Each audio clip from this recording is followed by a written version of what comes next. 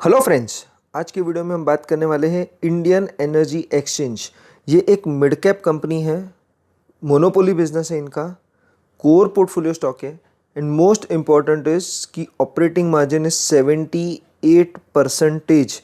यानी कि अगर कंपनी के पास 100 रुपीज़ आते हैं तो उसमें से सिर्फ 22 रुपीज़ का इनको एक्सपेंस होता है and 78 rupees is straight away profit. Friends, don't forget to like share and subscribe Wealth Wise. And हम अभी बहुत ही जल्द इसके बिजनेस मॉडल और फाइनेंसेस के ऊपर फोकस करेंगे। सबसे पहले कंपनी का बिजनेस मॉडल देख लेते हैं। IEX ये कंपनी इनकॉर्पोरेट हुई थी 2007-2008 में। बेसिकली कंपनी करती क्या है? It is a trading platform. अभी ट्रेडिंग है तो किस चीज़ का है? That is electricity. Sellers and buyers दो रहते हैं। Sellers are the power generating companies which produce electricity and buyers में दो तरीके के होते हैं। एक तो होता है आपके कंज्यूमर्स एंड दूसरे होते हैं ट्रेडर्स। कंज्यूमर्स यानी कि जो खुद सेल्फ कंज्यूम करते हैं, यानी कि hotels, hospitals, manufacturing industries. And traders यानी कि जो दूसरी कंपनियां जिनको पावर चाहिए होता है वो भी यहाँ पे आके ख़रीद सकती हैं। बेसिकली यहाँ पे सब शॉर्ट टर्म ट्रेडिंग में ही होता है। Long term trading is not possible in IEX।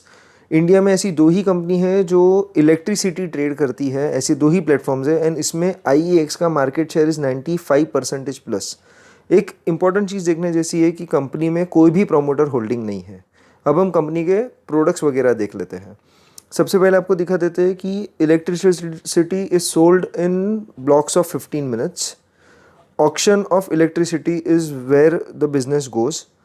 Buyer is unaware about the seller and same goes कि seller is not aware about the buyer. अगर कोई इंसान किसी इलेक्ट्रिसिटी यूनिट के लिए बिड ज़्यादा करता है तो बट ऑब्वियस सी बात है कि उनको वो बिड उनका हो जाएगा if their bid is the highest. अब इनके प्रोडक्ट्स तीन हैं, that is day ahead market, term ahead market, certificates. Day ahead market में क्या होता है? When you need electricity for the next day, immediately next day consumption या next day के लिए आपको चाहिए तो you have to go for day ahead market. Term ahead market में होता है when the electricity is needed after a week और एनी फ्यूचर डेट, तो आपको टर्म अहेड मार्केट में जाना पड़ता है। तो इसमें basically daily, weekly and intraday ये तीनों भी चीज़ पॉसिबल है। अब एक इम्पॉर्टेंट चीज़ आती है गवर्नमेंट की तरफ से, गवर्नमेंट नॉर्म्स के हिसाब से कि various industries which consume a lot of electricity, they are supposed to and they are bound to use renewable energy as well as energy saving। तो इसके लिए बहुत सारे इंडस्ट्रीज़ के पास, जैसे कि aluminium, cement, steel, fertiliser, paper, textile, वैसी बहुत सारी इंडस्ट्रीज़ होती है जिनमें दे नीड सच सर्टिफिकेट्स, वरना गवर्नमेंट की तरफ से दिल गेट पेनलाइज्ड कि they don't have such certificates. तो वो यहाँ पे ऐसी कंपनी के प्लेटफॉर्म पे जाके they can arrange such certain certificates. तो कंपनी ऐसे सर्टिफिकेट्स भी प्रोवाइड करती है, तो वो भी एक अच्छा सोर्स ऑफ इनकम है। अब हम रेवेन्यू जनरेशन समझ लेते हैं कि रेवेन्यू कैसे जनरेट करती है। कंपनी ट्रांजैक्शन फीस के द्वारा 79 से 80% पैसा जमा करती है। ट्रांजैक्शन फी में बेसिकली 2 to 3 पैसा पर यूनिट कंपनी लेती है बायर से एंड सेलर से। 2 या 3 पैसा per unit is nothing, but volume जितना ज़्यादा उतना कंपनी का मुनाफा ज़्यादा। तो ट्रांजैक्शन फीस में कंपनी 79 से 80% कमा लेती है। मेंबरशिप फीस अराउंड 6.5 to 7% है। Annual membership fees for electricity trading के लिए जिन लोगों को ट्रेडर्स हैं उनको लगेगा। And other source of income, company के पास इतना पैसा आता है डिविडेंड और सब देने के बाद काफ़ी पैसा बच जाता है। एवरी ईयर इतना पैसा आता है, काफ़ी पैसा बच जाता है। तो ये जो पैसा बचता है दैट इज़ इन्वेस्टेड समवेयर। तो वो इन्वेस्टमेंट करने के बाद वो जो पैसा बचता है वो सारा पैसा कंपनी को अदर सोर्स ऑफ इनकम के तौर से डिविडेंड से या वो जगह से आपको पैसा रिटर्न मिलता है। That is around 14 to 15%। तो even that is very good. Employ का cost is really really very less, because सारा ही एक ट्रेडिंग प्लेटफॉर्म पे काम करना होता है एंड उनके पास टेक्नोलॉजी काफ़ी अच्छी है एंड टेक्नोलॉजी में काफ़ी उन्होंने कुछ साल पहले, 2-3 साल पहले ही इन्वेस्ट किया था। तो just they need to do scale up अगर यहाँ पे ज़्यादा ट्रेडिंग बढ़ जाती है तो टेक्नोलॉजी का एज ऑफ नाउ तो कोई बहुत बड़ा खर्चा है नहीं कंपनी के सामने। अब हम screener.com पे जाके इनके फाइनेंसेस देख लेते हैं।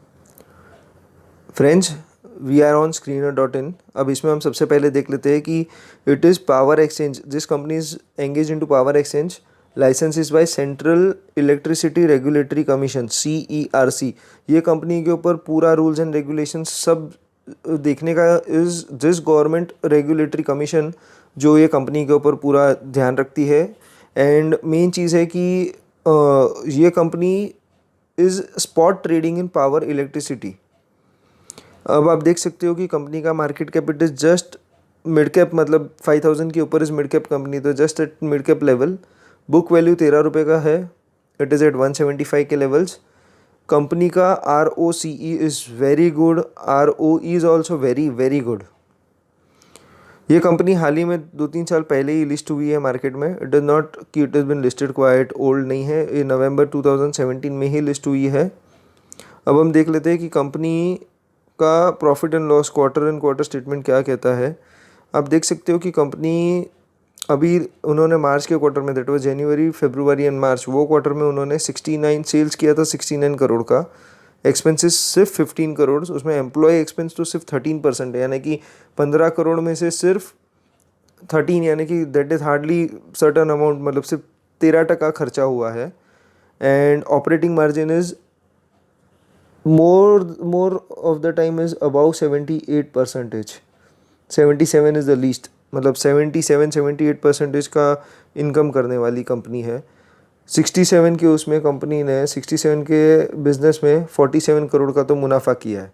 तो दैट इज़ समथिंग कमांडेबल कि वी शुड अंडरस्टैंड कि कंपनी ने सिर्फ 69 करोड़ का सेल्स में 47 करोड़ तो उन्होंने प्रॉफिट किया है। अब हम देख लेते हैं कि profit and loss for the years 17, 18, 19। आप देख सकते हो कि 199 CR, 230 CR, 254 CR, 257 CR, so that is rising number. As well as यहाँ पे हम प्रॉफिट देख सकते हैं कि कितना कंपनी मुनाफा कर रही है। मतलब लास्ट ईयर 165 CR का प्रॉफिट था एंड वो साल कंपनी ने 254 करोड़ का सेल्स किया था, मतलब 80% ऑपरेटिंग मार्जिन हमको दिख रहा है। तो कंपनी के फाइनेंसेस काफ़ी अच्छे हैं, ऑपरेटिंग मार्जिन काफ़ी अच्छा है एंड हमें उससे ऊपर कंपनी मिल रही है काफ़ी अच्छे रेट में, दैट इज़ 173, 170 के लेवल्स में। तो now what do we do, buy hold और वी सेल। चलिए हमारा एनालिसिस क्या कहता है। हमारा एनालिसिस कहता है वॉच लिस्ट में रखिए, अभी 173 पे है, तो वी सजेस्ट कि you should wait and allow it to settle down to 160 से लेके 165 के levels. IEX is the company name. इसका टारगेट प्राइस लॉन्ग टर्म में आप 220, 250 एंड 300 के लेवल्स पे लग सकते हैं। आप आज as a investor what you can do is you can just make a small FD for around 1 to 2 years। 170 के लेवल्स पे अगर आप खरीदते हो तो you will get only 58 quantity, अगर 10,000 रुपये की FD आप बनाते हो तो। एंड नॉर्मल FD में आपको अराउंड 8% रेट ऑफ इंटरेस्ट मिलता है बैंक में। This will approximately give you 20%, इतना तो देना ही चाहिए। दिस इज़ व्हाट वी से। अब दोस्तों हम आज लेके आए हैं हमारे पुराने जितने भी स्टॉक्स के हमने एनालिसिस किए थे वो सबका एक डिटेल्ड वीडियो, जिसमें आप देख सकते हो एग्जांपल कि हम ले लेते हैं Titan. Titan is a company जिसका हमने रिकमेंडेड डेट था 8 June, price was 910। Current date में प्राइस है यानी कि 28 जुलाई में it is at 1050 and company is around 15% के प्रॉफिट में। वैसे हमने आपको दिया था IFB का एग्जिट कॉल कि उसमें से जितना हो सके उतना जल्दी निकल जाए, तो that is a good sign. देखिए 410 की कंपनी 374 पे मिल रही है। हमने आपको ये भी बताया था कि अनिल अंबानी जी के रिलायंस ग्रुप में से निकल जाइए। सबसे इम्पॉर्टेंट सबसे बेस्ट देख सकते हो आपकी CDSL, it was a monopoly business 13/7, यानी कि it was just hardly you can say 15 days के पहले हमने आपको ये कॉल दिया था।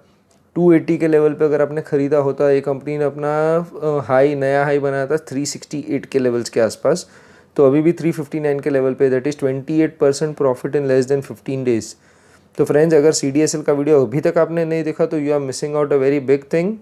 आप CDSL का वीडियो देख सकते हो, HDFC लाइफ का भी आप देख सकते हो। आप अपने हिसाब से एक बार स्क्रीन पॉज करके ये पूरा देख लीजिए कौन सी कंपनी में आपको इन्वेस्ट करना चाहिए।